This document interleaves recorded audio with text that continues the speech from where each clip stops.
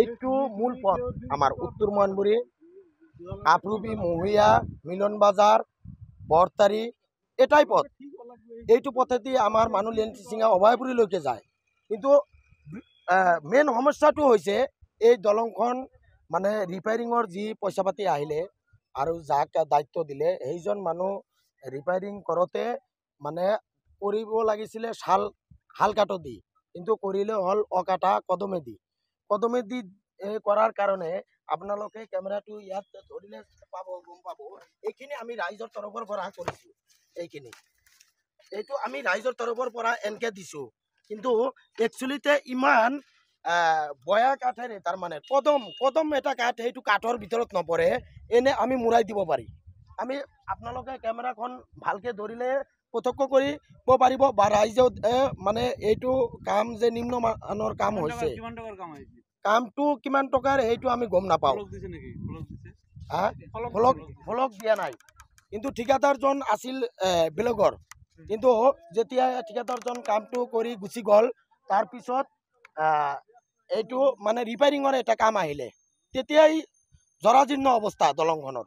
কিন্তু এতিয়া এনেকুৱা এটা মানে ভাৱ হৈছে, ল'ৰা ছোৱালী স্কুললৈ যাওঁতে ভয় পায়। তাৰমানে এনেকুৱা ডাঙৰ গাঁত হৈ আছে, আপোনালোকে কেমেৰাত নিশ্চয় পাইছে।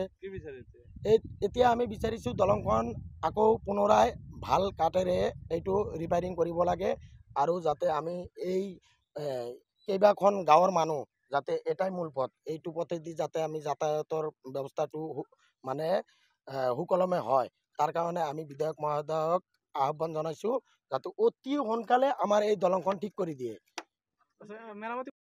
আপুনি কৈছে যে মেৰামতি কৰিছে, মেৰামতিৰ কাম কোনে কৰিছে? মেৰামতিৰ কামটো মতিউৰ ৰহমান, এই আমাৰ কিসমত ময়নপুৰীৰ ল'ৰা, কিন্তু আমাৰ MLAৰ বহুত ইণ্টাৰেষ্টেড মানুহ, আৰু তাৰ হতুৱাই বহুত কাম কৰিছে MLA ছাৰে। কিন্তু MLA ছাৰে কাক দি কাম কৰিব, ন' ডাউট, এইটো আমাৰ ক'ব লগা একো নাই, কিন্তু কামটো ভাল উন্নত মানৰ হোৱা নাই। আমাৰ ইয়াতে 3-4টা গাড়ী হ'ব ট্ৰেক্টৰেদি, মানে এই হালৰ ডাঙৰ মানে লাও খুঁটা পৰি আছিলে, গোটেইখিনি ৰাতিৰ আধাৰত উঠাই লৈ গ'ল। কিন্তু তাৰে এটা পিছো আমি ৰিপেয়াৰিঙত নাপালোঁ। এইটো বহুত দুখ লগা কথা। এইটো মতিয়ৰে আমি যেতিয়া ট্ৰেক্টৰৱালাকে আহি বাধাবীক্ষণ কৰিলোঁ যে কিয় তোমালোকে ইয়াৰ পৰা এই হাল কাঠখিনি উঠাই আছা, এইটো চৰকাৰী বস্তু, গামবুঢ়া থাকিব লাগিব, GP প্ৰেচিডেণ্ট থাকিব লাগিব, কিন্তু ইয়াত কোনো GP প্ৰেচিডেণ্ট, কোনো গামবুঢ়া কোনেও নাছিল। আমি যেতিয়া ৰাইজে 3-4জন আহি তাক বাধাবীক্ষণ কৰিলোঁ ট্ৰেক্টৰৱালা ক'লে যে মতিয়ৰে মোক উঠাব দিছে, কিন্তু মতিয়ৰে ৰাতিৰ আধাৰত কিয় উঠাব লাগে?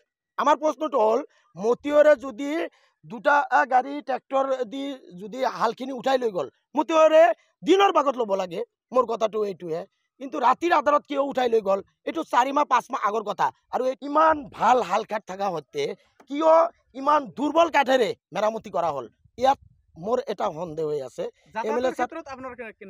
যাতায়াতৰ কাৰণে খালি কেৱল মোৰ অসুবিধা হোৱা নাই, এইটো 4-5টা ৰেভিনিউ ভিলেজ, গোটেই মানুহ ইয়াতে দিনে ৰাতি, আপোনালোকে হাজাৰ মানুহ আপ ডাউন হৈ আছে দিনত, হাজাৰ গাড়ী, এটাই মূল ৰাস্তা, তাতে যদি কোনোবাই কিবা কৃষিৰ কাৰণে কিবা বুনিছে, এইটো ৰাস্তা দি আনিব লাগে। ছাত্ৰ ছাত্ৰীয়ে তাৰমানে এতিয়া ভয় লগা, তাৰমানে স্কুলত আহিব নোখোজে। দলংটা শাল কাঠের আসাল, এই দলংটা ওই ওয়াকাটা পুরান কাঠ করে দিয়েছে গেছে গা। হ্যাঁ, এখন আমরা আঙ্গুরে এই রাস্তায় চলাফেরা খুব অসুবিধা হয়েছে। উত্তর মনপুরি এই পশ্চিম বাজার থেকে উত্তর মনপুরি ভাই মতিহার করা নাই। আসলে কি কাঠ দিব লাগিছিল রিপেয়ারিং করতে, মেরামতি করতে কি কাঠ দিব লাগিছিল? শাল কাঠ দিব লাগছিল। হ্যাঁ, কি কাঠ দিছে? ওকাটা কাঠ দিয়ে বানাই দিছে। কদম কাঠ। অসুবিধা হয়েছে তো। কেনেকুৱা অসুবিধা হৈছে? কেনেকুৱা আপ ডাউন করা না যায়, গাড়ি টাড়ি না যায়, এনেকা আর জায়গা ভাঙি আছে, ভয় লাগে যাওয়াতে। আমার হাজার মেয়ে ল'ৰা ছোৱালী স্কুলত আহে, তাৰ অসুবিধা হয়েছে। মতিউৰ কোন হয়? মতিউৰ এই গাঁৱৰ মানুহ, কি বিচাৰে এতিয়া? হ্যাঁ, কি বিচাৰে? কি বেচাৰা মানে ঠিকাদাৰি কৰে। এখন কি লাগে আপনাৰ? আমাৰ এখন এই দলটা ভাল লাগে।